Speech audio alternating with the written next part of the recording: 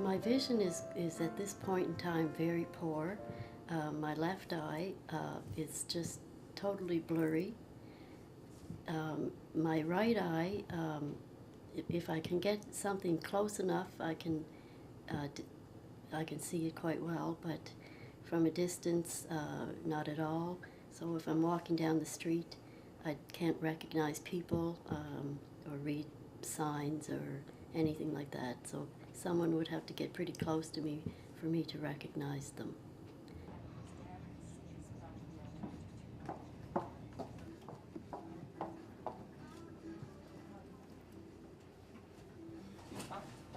Okay, just 1 second.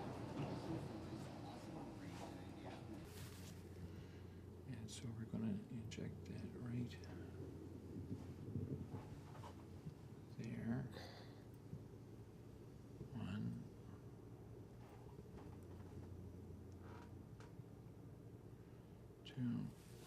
2. As you can tell, it's not entirely fun, but this is a good Catholic place, so we can offer it up. So. EEC is the form of ectodermal dysplasia that I have. EEC is short for ectodactyly, ectodermal cleft lip palate. EEC affects the teeth, skin, hair, nails, sweat glands, as well as missing fingers and toes, cleft lip and palate, parts of the inner ear, parts of the eyes. The bladder and kidneys can be affected. Oh yes, okay, yeah. I think it's in here somewhere, yeah. Let me see. Now, if my eyesight was better, I'd be able to pick it out right away. Okay, here it is. Yeah. Okay.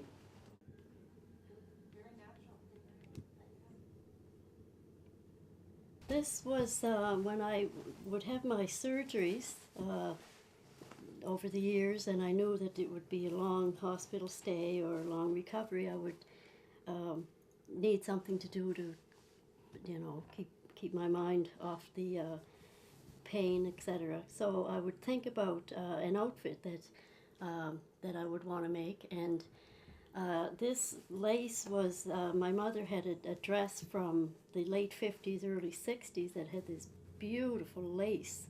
So I knew that I was wanting to use it, and I needed to get a fabric that had the exact same color of the lace in it. So I put that aside, knowing that what I had to look for, and in my head I would design an outfit. I wanted it to have the yoke. It was the sign of the times back then in the late 70s or mid 70s, I guess. So I would just in my head think about all these details of making it, and starting with the cutting out, making sure the lace was perfectly placed. If you look at the size of that, that's how big I was back then. It won't go near me now.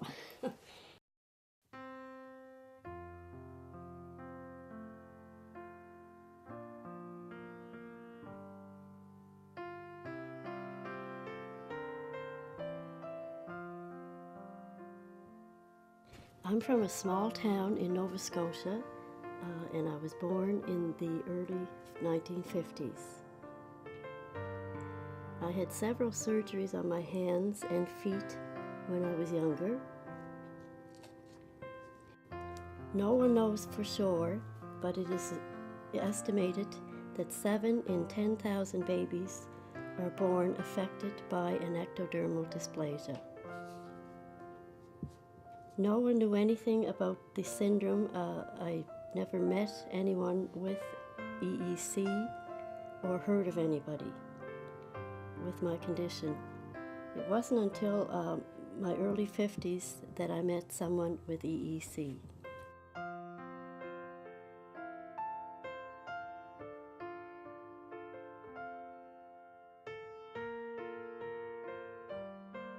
I was one of 8 children and the third oldest.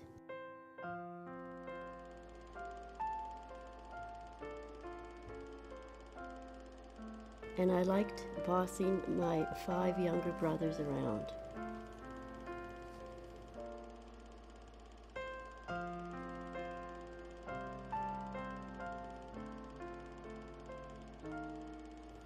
We used to visit a Catholic shrine in monastery, and I would reach up and hold the hand of the Blessed Virgin Mary and pray that my hands would be normal.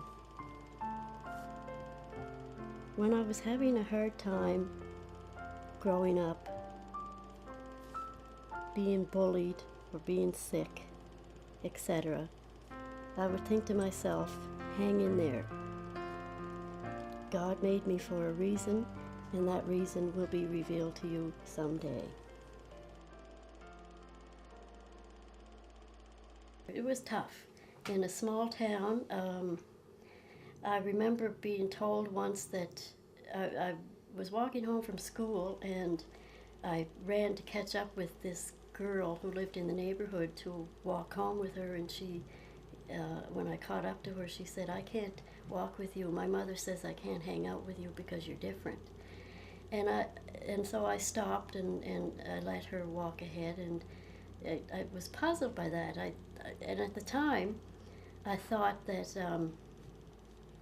it was because she was Protestant and I was Catholic, and I thought, well, okay, I guess that's the way it is. But when looking back now, it's not what it was at all. But no, it was tough. I was told that in high school, when you get interested in boys, that I was told by a couple of fellas that don't bother getting interested in anybody. You're flawed merchandise. Nobody wants you. And I believed them for a while. But then when I went to Olds College, I had all kinds of friends. People liked me, and I remember thinking one day, oh my God, I can't believe they like me. They don't even know that I'm, Jerry's sister, which is a lot, around here, people will say, well, be nice to her, she's Jerry's sister, he'll beat you up if you're not, kind of thing. And he was a hockey star, so everybody knew him. But out there, they didn't know any of my family, but they seemed to like me anyway. When I was quite young, I used to go down to North Sydney to stay with Grandma and Grandpa for the summer. So there were days when there was nothing going on, and I was under my grandmother's feet, and she was getting kind of frustrated with me, so she plumped me out on the veranda. I would have been probably 6 or 7 years old. She came out a little while later with some fabric, and she just cut it in pretty basic cut, just like this, and the sleeves, it was all like, just like that, with like 2 layers of fabric. And then she handed me a needle which was threaded, and she said, now turn the fabric inside and match up the shoulder and the sleeve on each side, and this is what you do. And she showed me how to just do the sewing through and through like this, just to make the seam. And so she came back out and said, now turn it inside out, and I did, and lo and behold, it was a little top. And she must have fitted my doll, because when I tried it on the doll, it fit perfectly. And there was, it was pretty basic, but it was delightful. It was the beginning of a relationship with sewing that kept me going for years. It was quite a gift, because I would use that skill when I needed to. This is some of my medical file. I've had several surgeries when I was younger and through the years, but I've had a lifetime of medical challenges. It wasn't until my mid-20s that it was confirmed, the diagnosis of EEC. Before that, nobody knew what it was and didn't know how to treat it.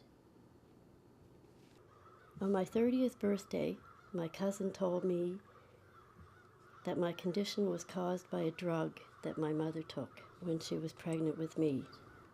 Her mother told her this, and they thought that I should know this because I was getting older, and the drug company, if they were still in business, maybe I could sue. My cousin's news was shocking to me. I felt angry, confused, and betrayed. Her news upset me, and I in turn upset my mother when I asked her about it. She didn't recall taking anything when she was pregnant with me, but the seed of doubt had been planted. And I went into the Halifax infirmary. They decided after 2 weeks that they were going to take me to the OR and open me up to do an exploratory to see what was going on, and the doctor told me to contact my next of kin and tell them that this was going on and it's serious, and to be aware and all of this. So yeah. So I did that, but during the surgery, what had happened was they realized the ureters had slipped out of the bladder, so they had to reimplant them.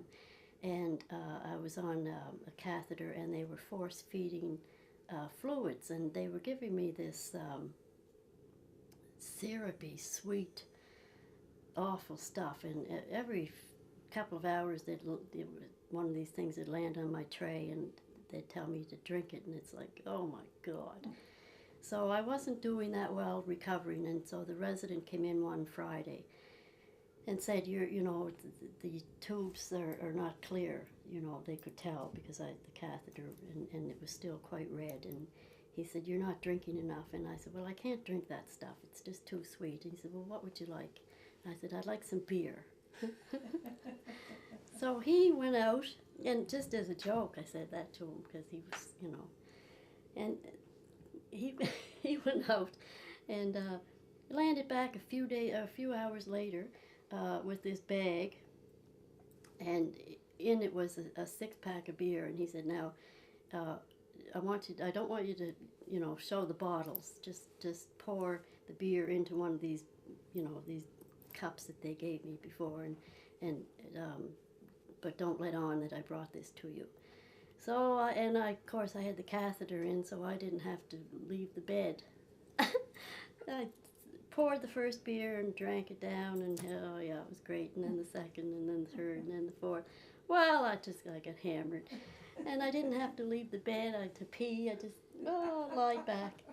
So he landed back to work on Monday, and the lines were clear, no red at all coming out of the. So it worked. He was pretty pleased with himself.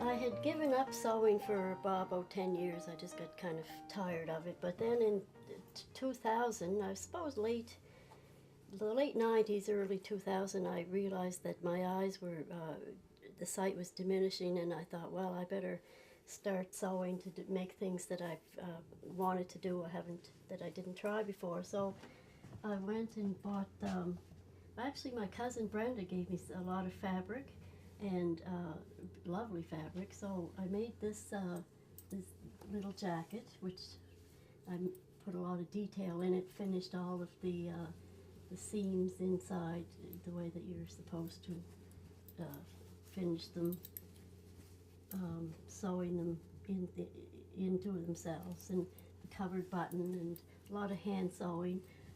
So I made the jacket and a pair of pants to match, and also this dress, which lovely fabric again, and it has a side zipper, which was something different, and also I made sure that all of the plaid matched up perfectly. I put a lot of effort into matching it up. I wanted it to be perfect, my kind of last effort to make something nice.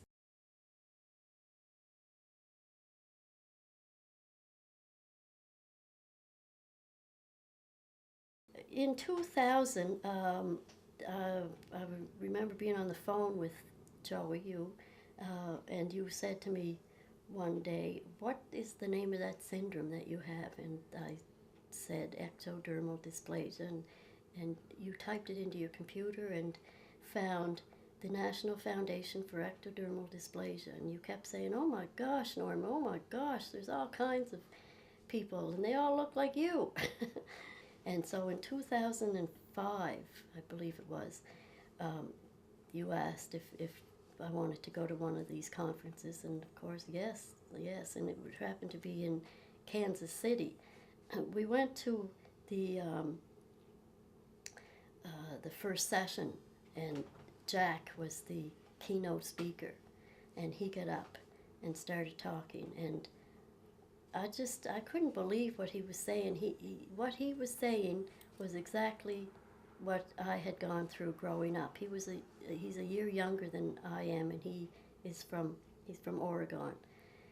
But we could have been, living in the same house in the same town. It was so similar. Even to one of the stories he told was when he was little, he used to look at his hands and his feet and think that God made a mistake, and if he held his hands outside his bed covers at night, God would see that and fix them, and he would wake up disappointed every morning. And I did the exact same thing. It was stunning to me that we were that similar. It was very emotional listening to him. I felt like just crying and crying, but I kind of held it together because I didn't want to embarrass myself. But it was very overwhelming and life altering to know that somebody else went through the same thing and survived it and went on to live a productive, successful, happy life. It was hopeful. I thought, oh my God, there's hope yet. The other thing that happened at the conference that year, that first conference, was a geneticist told me that there was absolutely no drug that caused my condition, that it was just evolution. It was a spontaneous genetic event. This was a breakthrough for me. I was very relieved, and I called my mother from Kansas City, telling her that there was absolutely nothing that she was exposed to or ingested that caused this condition. It was just evolution. There was nothing that could have prevented it. So I just recently had an appointment with Dr. Hamilton, who's my eye specialist.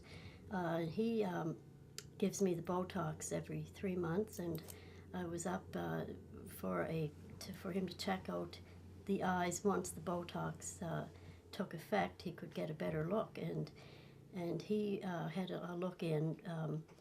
Couldn't get a great look because he said there was not enough Botox. I have to go back for more, but had enough of a look to see that there's quite there's cataracts in both eyes. The left eye, the cornea is scratched quite severely, so even with the cataract, if they replaced it or whatever they do, I don't know if it would make much of a difference. But this eye, which was always my good eye, he told me that once the cataract is gone, that my sight would be restored to what it was. And I thought, oh my gosh, wouldn't that be...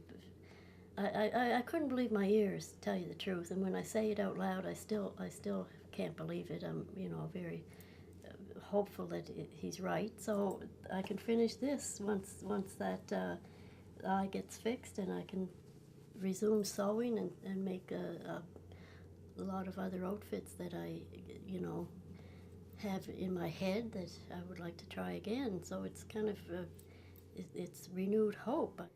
Everyone in this picture has EEC. They are all my friends now, and we keep in touch on Facebook and see each other at our conferences each year. I can't wait for Houston this summer. There's Kristen. Love this idea, and what a cute gift as well. Okay, that's just... Mary Kay. Uh-oh, she's PO'd about the election results. I don't want to read hers. It's something negative about Obama. We'll leave that one for later.